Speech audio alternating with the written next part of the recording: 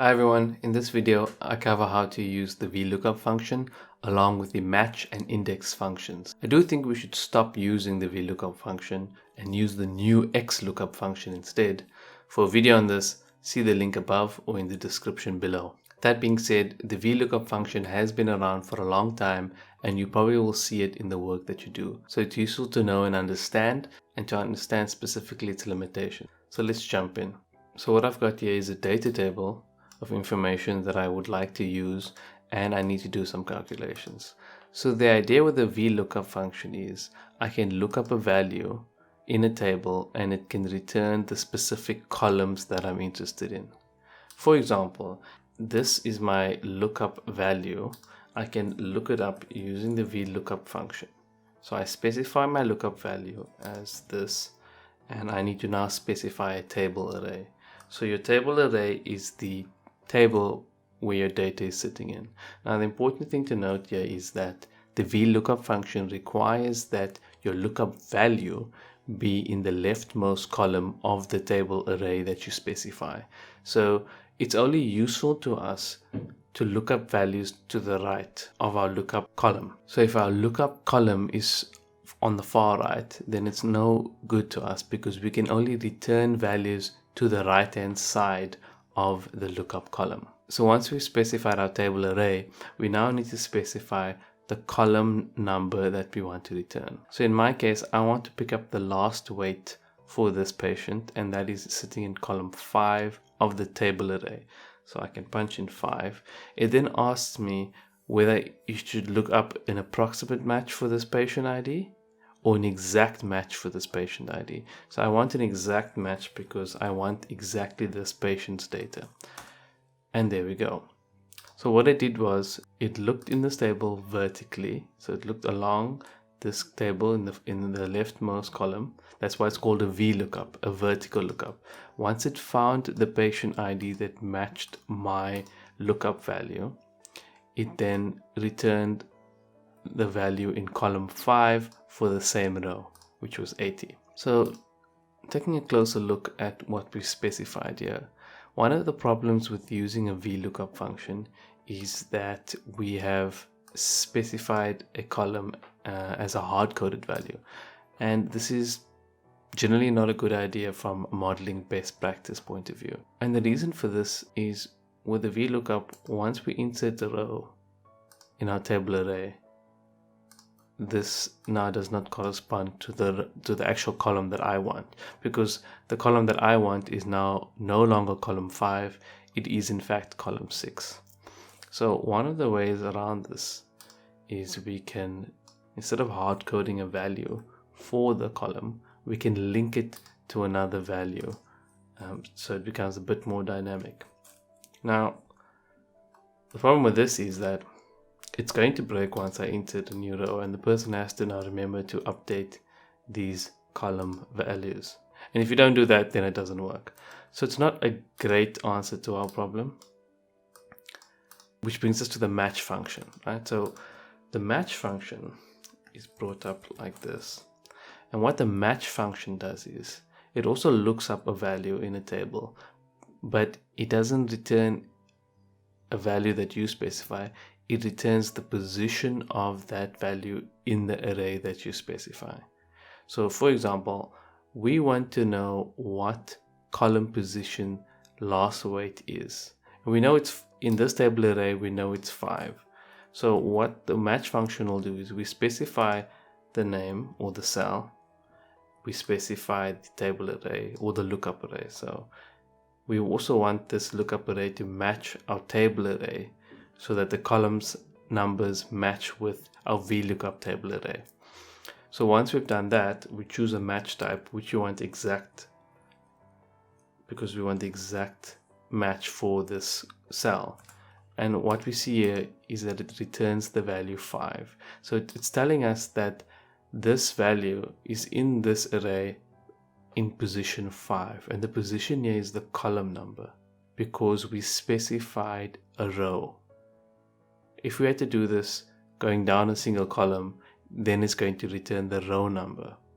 But since we specified an array along one row, it returns the column number.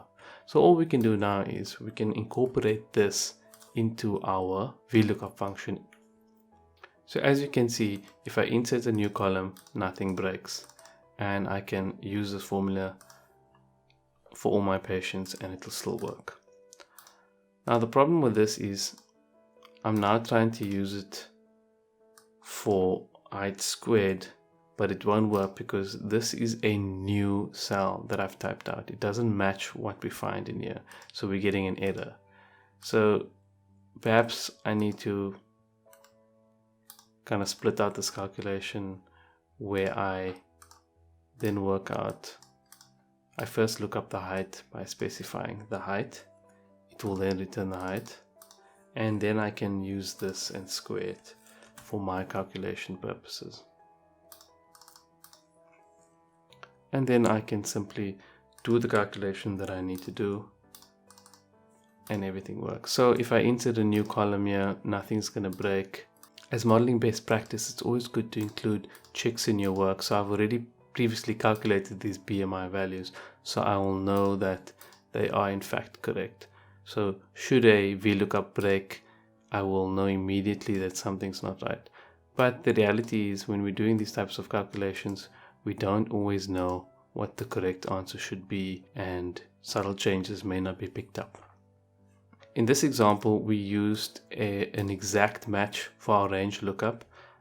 We can now look at one where we use an approximate match.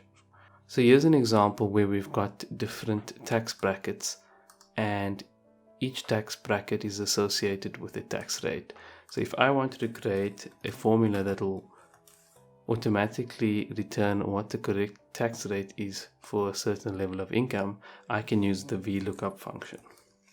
And what I'll do is I'll VLOOKUP this value, and this will be my table array, where the first column will be my lookup column. And I want to return column 4, which is the tax rate. And here I set it as true because I'm not going to find the exact value of this 500,000 in this column. But what the VLOOKUP will do is it knows that it's less than this but more than this, so it's going to give me the less than one, and it'll be 36, which is the correct one. And that's how I can use the true or approximate feature in the range lookup in the VLOOKUP function. Now let's look at using index and match. So in this example, I've got a 2D data set. I've got rep names, I've got relevant months, and I've got their sales figures. So if I were to use a VLOOKUP here, and I want to look up, let's use the rep Raven, and I want to look up her sales for a given month, I would typically do this. Now the problem I have at this point is I need to specify the column number, but the column number that I specify will depend on the month that I choose, and I obviously want this thing to be dynamic. So I need a way of telling the VLOOKUP what column index to use. Now we know that we can use the match for this, the match function. The match function will tell us what position November is in this table, and that will be the column position that we want. So again, we choose an exact match, and we can see that in this array, November is column 3. So we can just embed that, or we can nest that in our VLOOKUP function. So again, we can look up Raven in this array, and we can return that column, and it'll be an exact match. And that's the right value. So for November, that is the value. And if I change this now, I get the right value each time. So another way of doing this is using the index function.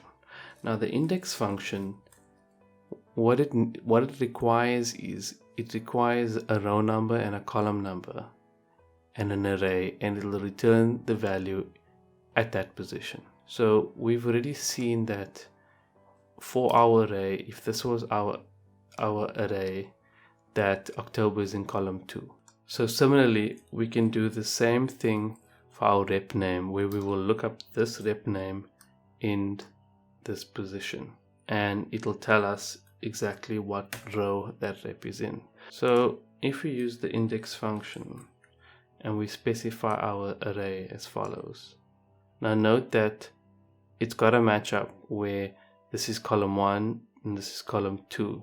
So we know that October is column 2, so that works. And we know Raven is in row 4, and that works. Then we can just specify our row number, which will be as follows, and our column number, and we get the same answer. So the reality is that we want to obviously embed all of these things into one formula, so it's all sitting nicely in one place. And we've got two different ways of doing the same thing.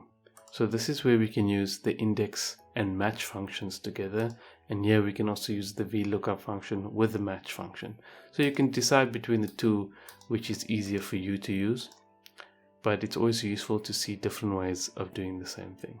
Thanks for watching. If you liked the video, please subscribe to the channel.